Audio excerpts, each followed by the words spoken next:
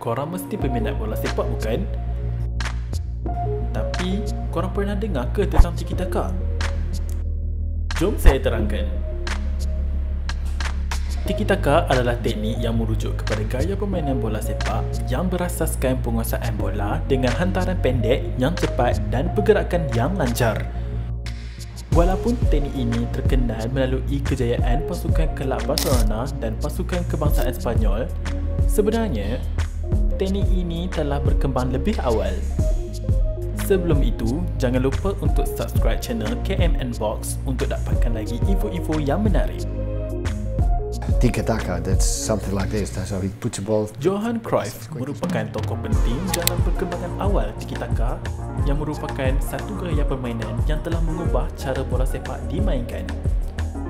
Sebagai pemain dan kemudian jurulatih, Cruyff memperkenalkan konsep total football di Ajax Amsterdam pada tahun 1970-an. Konsep ini menekankan fleksibiliti posisi di kalangan pemain dan penguasaan bola yang menjadi asas kepada Tiki Taka. Pada tahun 1988, Cruyff membawa falsafah ini ke Football Club Barcelona. Di Barcelona, beliau mencipta pasukan legenda yang dikenali sebagai Dream Team yang berjaya memenangi pelbagai gelaran termasuk Liga Sepanyol dan UEFA Champions League. Falsafah permainan Cruyff bukan sahaja mengubah cara Football Club Barcelona bermain, tetapi juga memberi inspirasi kepada generasi baru bagi pemain dan jurulatih bola sepak, termasuk Pep Guardiola yang merupakan bekas pemain di bawah bimbingan Cruyff. Guardiola dilantik sebagai jurulatih Football Club Barcelona pada tahun 2008. Di bawah bimbingan Guardiola, Tiki Taka diolah dan diperhalusi, menjadikannya lebih dominan dan efektif.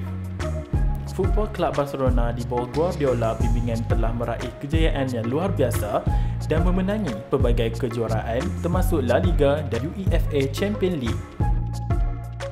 Kejayaan ini telah membuktikan kehebatan Tiki Taka dalam permainan bola sepak moden. Selain itu, gaya permainan Tiki Taka ini juga telah diadaptasi oleh pasukan kebangsaan Sepanyol. Mereka berjaya memenangi kejuaraan Eropah pada tahun 2008 dan 2012 serta Piala FIFA 2010. Dengan Tiki Taka sebagai asas strategi mereka, pemain-pemain pasukan kebangsaan Sepanyol yang memainkan peranan penting dalam kejayaan ini. Kalau korang nak tahu, Tiki Taka bukan sekadar tentang penguasaan bola. Malah, ia juga melibatkan kesabaran dan ketetapan dalam mencari peluang untuk menyerang. Gaya permainan ini memerlukan kerjasama yang erat, kecerdasan taktikal yang tinggi dan kemahiran teknikal yang mantap. Jadi, Tiki Taka adalah seni dalam bola sepak yang menekankan keindahan permainan kolektif. Hari ini, Tiki Taka masih menjadi salah satu teknik permainan yang paling dihormati dalam bola sepak. Ia adalah warisan ikonik yang ditinggalkan oleh Johan Cruyff dan diperhalusi oleh Pep Guardiola yang terus menjadi inspirasi kepada pemain dan jurulatih di seluruh dunia dalam mengejar kejayaan dalam bola sepak.